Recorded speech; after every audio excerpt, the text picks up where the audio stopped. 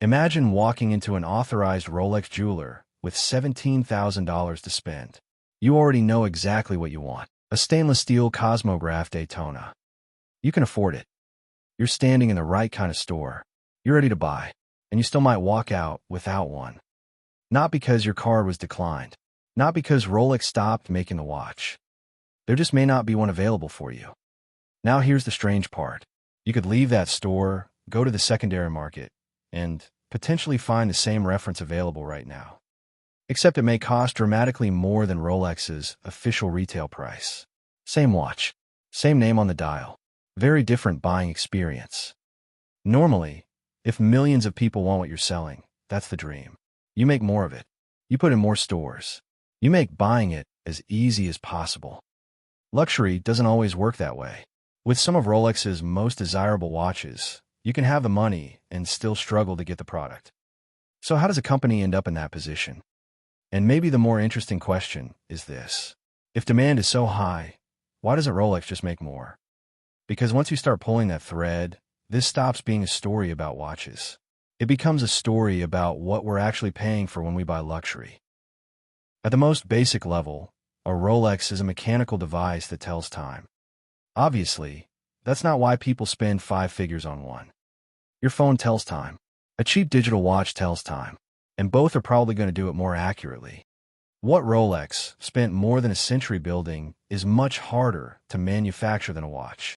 Meaning, the company's history goes back to Hans Wilsdorf in the early 20th century. Over the decades, Rolex became associated with exploration, diving, motorsport, aviation, elite sport, and achievement. Eventually, the crown on the dial began saying something before anyone even knew which movement was inside the case. You'd made it. Or at least, that's what the watch came to represent. And that's where luxury gets a little weird. Normally, if your product becomes wildly popular, you celebrate. You sell as many as you possibly can. But luxury has a complicated relationship with popularity. You want millions of people to recognize the thing. You don't necessarily need millions of people to own the thing. Because once something becomes completely ordinary to acquire, some of what made it feel extraordinary can start to fade. And that brings us to one of the strangest parts of Rolex culture. The wait list. When you hear Rolex wait list, you probably picture something pretty straightforward. Put your name down. Wait your turn. Eventually, they get to you. Except that's not necessarily how it works. Rolex sells new watches through its network of official Rolex jewelers. And Rolex says those jewelers receive regular deliveries and independently manage the allocation and sale of watches to their customers. Rolex also acknowledges that demand can sometimes exceed its production capacity, so availability of certain models can be limited. That's an important distinction. There isn't necessarily some giant global queue in Geneva where Rolex headquarters sees that your number's 742 for a Daytona. Individual retailers receive inventory and manage their own allocations, which helps explain why two people looking for the same watch can have completely different experiences. One person might wait. Someone else might find one sooner. Another buyer may be offered something different, and somebody looking for a less sought-after Rolex may not have much trouble at all. Because that's another thing that gets lost in the hype around this brand. Not every Rolex is impossible to buy. Certain references and configurations are simply much more sought after than others. You'll also hear endless stories online about purchase history, dealer relationships, and strategies for getting the call. Some of those stories may reflect real customer experiences. But anecdotes aren't the same thing as Rolex policy. What we actually know is much simpler. Certain models can be difficult to obtain, and the official jewelers independently manage the allocation of the watches they receive. So for a particularly coveted Rolex, having enough money doesn't necessarily complete the transaction. Sometimes it just gets you through the door. Which raises the obvious question. If people want these watches this badly, why not make more? Seriously. If customers are willing to pay thousands above retail somewhere else, you'd think Rolex would want to capture as much of that demand as possible. Build more watches. Sell more watches. Make more money. Except Rolex can't simply call an outside factory and double next month's order.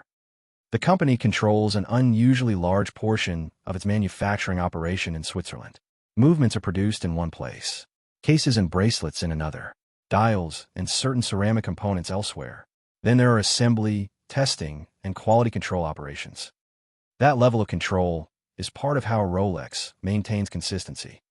It also makes scaling production an actual industrial problem.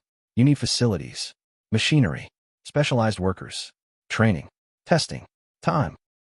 And this is the part that doesn't fit neatly into the popular Rolex just wants empty stores theory. Rolex is expanding. Construction began in 2025 on a major new production site in Buell, Switzerland, and Rolex currently plans to move into the facility in 2029. The company says the site will support its future development while maintaining its quality standards. So clearly, Rolex isn't allergic to making more watches. The company has also said that its standards naturally restrict production capacity and that demand can sometimes exceed what it can produce. Now, does scarcity benefit Rolex? Of course it can. If something is difficult to get, that can make people want it even more. But that's not the same thing as saying Rolex deliberately engineers every shortage. We don't actually need that conspiracy for the story to work. The reality gives Rolex a much more interesting problem. It wants to grow, but it also has to protect whatever it is that makes people care this much in the first place. The Daytona makes this incredibly easy to see. A highly sought-after stainless steel Daytona can sell for substantially more on the secondary market than its official retail price. But forget the precise number for a second. The interesting part is that there are effectively two prices. There's what the watch officially costs at retail, and then there's what somebody may be willing to pay in a market where the buying conditions are completely different. Why pay more? There isn't one reason. Immediate availability can matter. So can the exact configuration, condition, provenance, overall demand, and what's happening in the watch market at that moment. But taken together, those forces create something fascinating. Access has value. The steel hasn't changed. There isn't an extra $15,000 worth of machinery inside the secondary market version. What's different is the situation around the watch. And an enormous economy has grown around that difference. Collectors, dealers, online marketplaces, authentication companies, speculators. For a while, that market got absolutely wild. During the pandemic-era luxury boom, collectible watches started attracting a very different kind of attention. Prices were climbing. Certain models were trading well above retail. And suddenly people who weren't particularly interested in watches were very interested in what a watch might be worth 6 months from now. It became part collecting, part investing, part frenzy. Then the market cooled. By 2026, things looked different.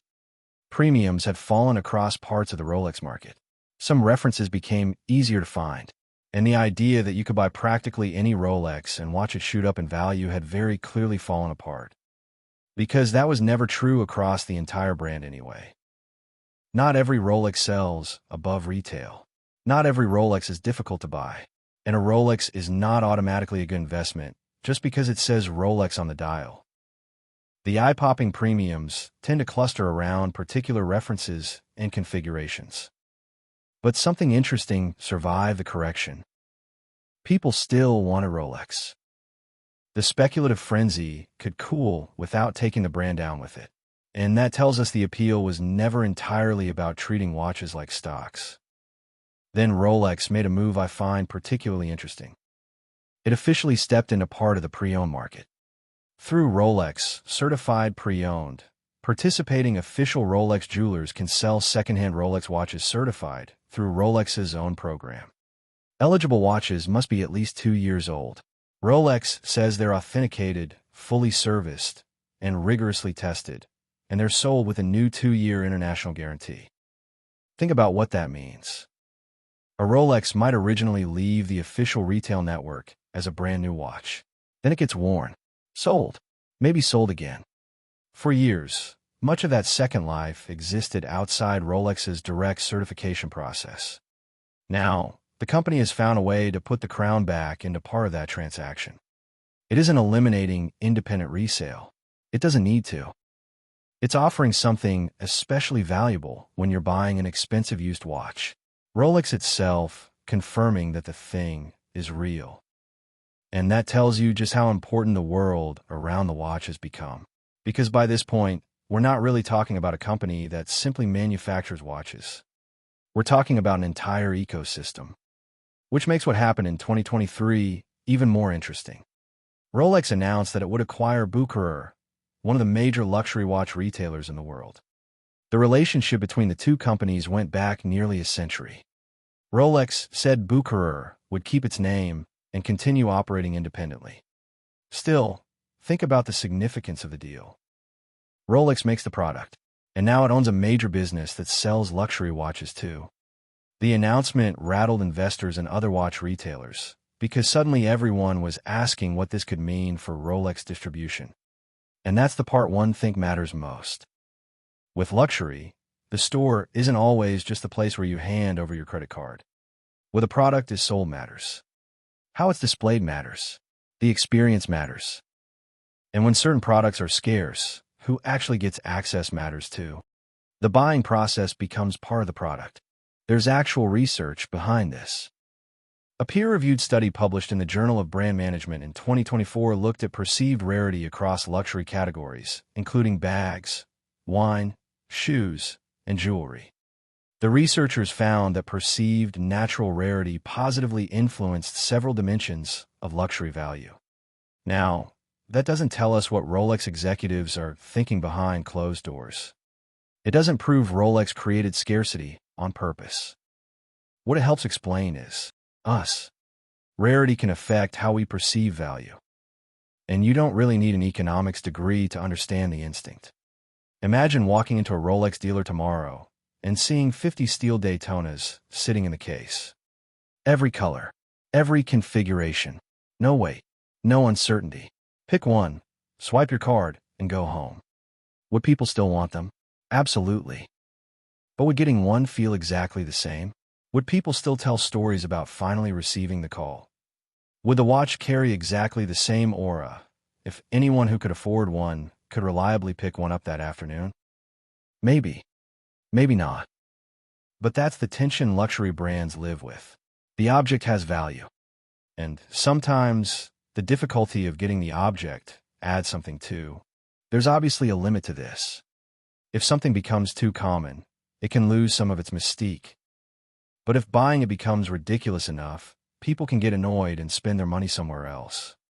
Which is why Rolex's situation isn't as simple as saying scarcity is good. The company is expanding production. Parts of the secondary market have cooled. Availability varies dramatically depending on the watch, and certain references are still incredibly desirable. So Rolex has to solve a very strange business problem. It wants to grow, obviously. But how much can you increase supply before some of the magic starts wearing off? Most companies would love to have that problem. Luxury brands actually have to solve it. So why isn't having enough money always enough to buy the Rolex you want? There's no secret answer hiding in a vault in Geneva. Demand for certain watches can exceed the available supply. Rolex says its manufacturing standards constrain production capacity. Official jewelers independently manage the allocation of the watches they receive. And if you don't want to deal with limited retail availability, the secondary market offers another route, usually at whatever price the market is willing to bear. But I think the more interesting part of this story is what happens next. Rolex is expanding. Its new site in Buell is scheduled for 2029. So more capacity is coming. And that leaves Rolex with a problem that a bigger factory can't completely solve. How do you make more Rolexes without making Rolex feel less like Rolex? Because money is obviously part of luxury. A very big part. But money isn't the whole language. There's recognition. There's rarity. There's belonging. And then there's access. Being able to afford something tells one story. Being able to get it can tell another.